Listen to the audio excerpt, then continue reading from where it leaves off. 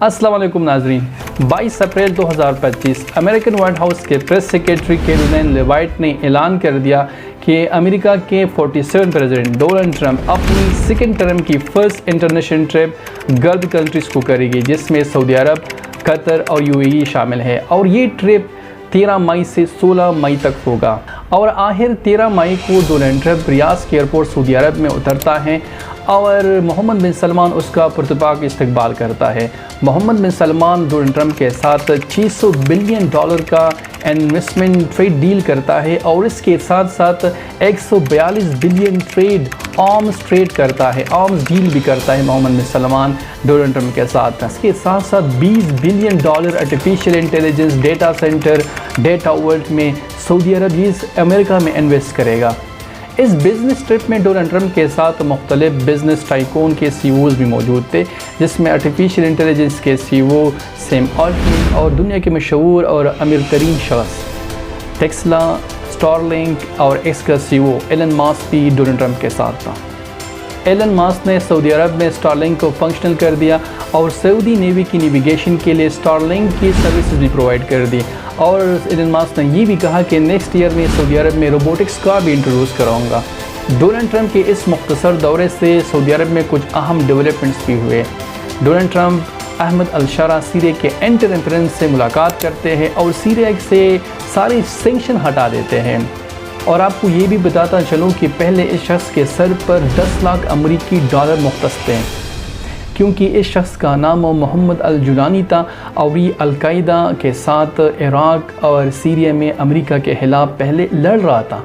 हाँ, ये मुलाकात एक अच्छी माहौल में हुई, लेकिन इसके साथ साथ फ़लस्तीन का इशू भी डिस्कस किया गया और दोनों पर ये ज़ोर दिया गया कि आप इज़राइल को तस्लीम करें। मोहम्मद बिन सलमान और अहमद अल-शारा दोनों पर ये डोनाल्ड ट्रंप ने ज़ोर दिया कि आप इज़राइल को तस्लीम करें, लेकिन मोहम्मद अल-शारा ने कोई ऐसा मुस्बित जवाब नहीं दिया। लेकिन हाँ, मोहम्मद बिन सलमान ने ये बता दिया कि मिडल ईस्ट में पीस, अमन उस वक्त तक नहीं आ सकता जब तक फ़लस्तीन को तस्लीम नहीं किया जाता। इसके बाद 14 मई 2025 को डोनाल्ड ट्रंप कतर पहुंच जाता है और कतर के साथ $96 बिलियन की बोइंग एयरक्राफ्ट्स की डील करता है और इसके साथ साथ $243.3 बिलियन की कमर्शियल या डिफेंस डील भी करता है। कतर एयरवेज़ ने अमेरिका के बोइंग कंपनी के साथ तारीख का सबसे बड़ा जेट एग्रीमेंट कर दिया। इस एग्रीमेंट के तहत कतर 210 बोइंग तैयारे अमेरिका से खरीदेगा। और इसके साथ डोनाल्ड ट्रंप ने मोहम्मद बिन ज़ियाद का शुक्रिया भी अदा किया कि आपने ईरान और यूनाइटेड स्टेट ऑफ अमेरिका के दरमियान बहुत अच्छा किरदार अदा किया है। और अभी यूएस और ईरान का न्यूक्लियर डील भी हो रही है, तो हो सकता है कि ईरान और अमेरिका के न्यूक्लियर डील भी कंप्लीट हो जाए, मुकम्मल हो जाए, तो इसके साथ ईरान पर सारी सैंक्शन तो ख़त्म हो जाएंगे।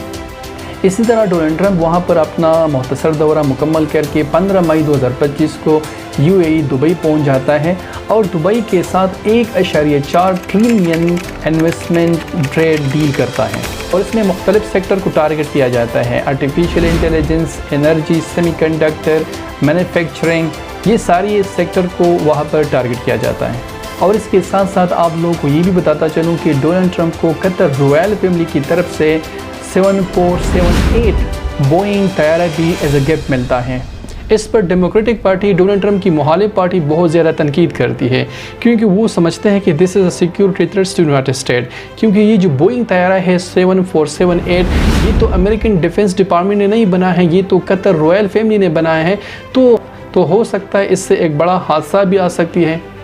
या इससे कुछ इन्फॉर्मेशन भी लीक हो सकती है। तो ये सारी की सारा डिफेंस के लिए और अमेरिका की सिक्योरिटी के लिए बहुत खतरा है। और डोनाल्ड ट्रंप को वहाँ पर ऑर्डर ऑफ ज़ैद अवार्ड भी दिया जाता है और उसको एक बड़े सा मस्जिद का विज़िट भी कराया जाता है वहाँ पर। इसके इस्तकबाल में डोनाल्ड ट्रंप को औरतों का एक डांसिंग परफॉर्मेंस भी पेश किया गया, जिसमें औरतें अपने बाल टॉस करती है, फ्लिप करती है। तो इस पर सारी दुनिया से क्रिटिसिज्म आ गई कि ये इस्लामिक वैल्यूज़ के खिलाफ है। जो इस्लाम सिखाता ये तो नहीं सिखाता कि आप अपने औरतों को नामुहर्रम मर्द के सामने खड़े करो और इस तरह अपने बालों को टॉस और फ्लिप करते रहें। बहरहाल तनकीद तो होती रहेंगी, लेकिन इस दौरे के बहुत ज़्यादा जियो पॉलिटिकल असरात फ्यूचर में होंगे, तो चलिए इस पर थोड़ा सा नज़र डालते हैं। کچھ پازیٹیو پوائنٹس تو یہ ہے کہ یہ ممالک نے جو ڈونلڈ ٹرمپ کے ساتھ آرٹیفیشیل انٹیلیجنس میں، انفراسٹرکچر میں، مینوفیکچرنگ میں اور آئی ٹی کے شعبے میں جو ایگریمنٹس کیے وہ تو بہت اچھے ہیں، لیکن اس کے ساتھ ساتھ جو آرمز ڈیل کیے ہیں، ہتھیاروں کا جو معاہدے ہی کیے ہیں ڈونلڈ ٹرمپ کے ساتھ، تو اس میں اس ریجن پر بہت زیادہ برے اثرات ہوں گے۔ امریکہ تو صرف اپنا اسلحہ بھیجنا چاہتا ہے، وہ تو ان ممالک کو پہلے ڈراتا ہے کہ آپ کو سیکیورٹی کا خطرہ ہے تو آپ ہم سے سیکیورٹی بھی لے لیں اور آپ ہم سے اسلحہ بھی لے لیں۔ اور یہاں پر جو مسائل خلیجی ممالک میں چل رہے ہیں، جیسے Iran conflict with Saudi Arabia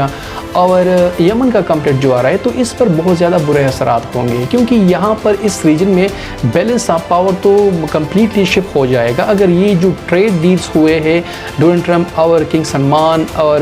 UAE اور قطر کے ساتھ، تو یہ تو بہت برے اثرات کریں گے، تو اس سے مزید ریجنل ٹینشن میں اضافہ ہو جائے گا اور امن قائم نہیں ہو پائے گا اس ڈیل سے۔ تو ناظرین، یہاں پر کچھ سوالات اٹھ رہے ہیں کہ امت مسلمہ ایگزسٹ کرتی ہے، ہیومن رائٹس ہیومن رائٹس ہے دنیا میں، جو ہمیں لیکچر دیتے ہیں یورپین ممالک اور سارے امریکن ممالک کے ہیومن رائٹس کے لیے آپ لوگوں نے کھڑے ہونا ہے۔ تو دوسری طرف جو فلسطین میں وہاں پر اسرائیل اٹراسٹیز کر رہی ہے، کلینزنگ کر رہی ہے، جینوسائڈس کلنگ کر رہی ہے، معصوم بچوں پر بم برسا رہے، تو اس کے حوالے سے وہ بات کرتے ہیں؟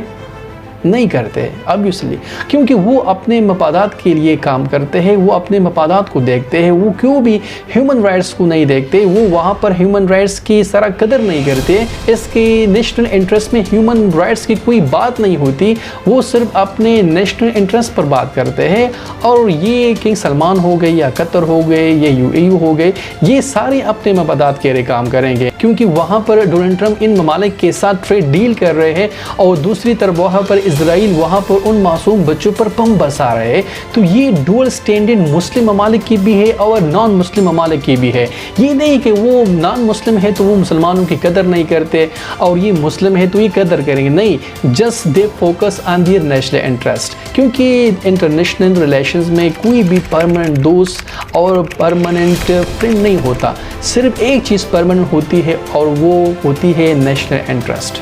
امریکہ کو اس چیز کی کوئی پرواہ نہیں ہوتی کہ اس ملک میں ڈکٹیٹرشپ ہے، جمہوریت ہے، ڈیموکریسی ہے یا کنگ شپ ہے، اس کو صرف ایک چیز کی پرواہ ہوتی ہے کہ یہ جو بندہ یہاں پر گورنمنٹ کر رہا ہے، حکومت کر رہا ہے، تو یہ ہماری مفادات کی حفاظت کر رہا ہے، یہ ہمارے ہاں میں ہاں ملا رہا ہے۔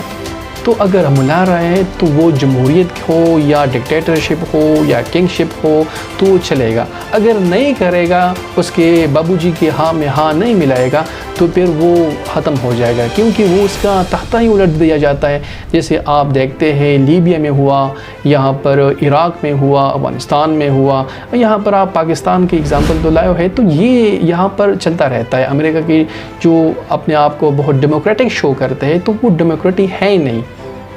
ناظرین، کل آپ لوگوں نے دیکھا ہوگا کہ کل وائٹ ہاؤس میں Donald Trump African president Cyril Ramaphosa کے ساتھ بہت زیادہ تلخ کلامی کر رہے ہیں، ان کو ہیومن رائٹس پر لیکچر دے رہے ہیں کہ آپ کے ملک میں سفید پام لوگوں کے ساتھ بہت زیادہ زیادتی ہو رہی ہے، تو یہ نہیں کرنا چاہیے اور اس کو سٹاپ کرنا چاہیے۔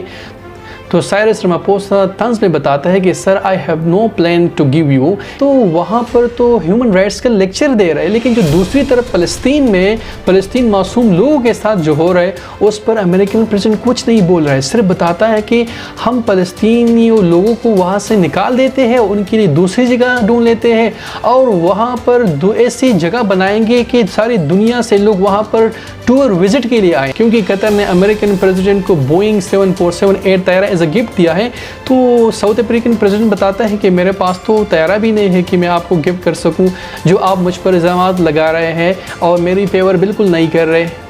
یہاں پر ایک بات واضح ہو جاتی ہے کہ امریکہ جتنا بھی جمہوری ہو جو اپنے آپ کو ڈیموکریٹک شو کرتی ہے، یہ اس طرح سر پروپیگنڈا کر رہی ہے۔ امریکہ کو صرف ایک چیز سے غرض ہے اور وہ ہے اپنا مفادات، اپنے نیشنل انٹرسٹ، چاہے وہ کسی ملک میں ڈکٹیٹرشپ ہو، کنگ شپ ہو، جمہوریت ہو، جو بھی ہو، اگر اس کے ہاں میں کوئی بندہ ہاں ملاتا ہے تو اس کی حکومت چلتی رہے گی، کوئی مسئلہ نہیں ہے۔ اگر اس کے خلاف جاتا ہے، اس کے مفادات کے خلاف جاتا ہے تو پھر وہ حکومت میں نہیں ٹھہر سکتا۔ سکتا، اس کو ہٹا دیا جائے گا، جیسے آپ ابھی دیکھتے ہیں پاکستان میں، لیبیا میں، عراق میں، افغانستان میں۔ تو یہ سارے کیا کرتے ہیں؟ آپ نے دیکھا ہوگا کہ امریکہ نے جب ان ممالک پر اٹیک کر دیا تو وہ کہتے تھے کہ ہم نے جمہوریت پلانی ہے، ان ممالک میں ہم نے ڈیموکریسی کو کھڑا کرنا ہے۔ آپ افغانستان کے دیکھو، وہاں پر جمہوریت ہے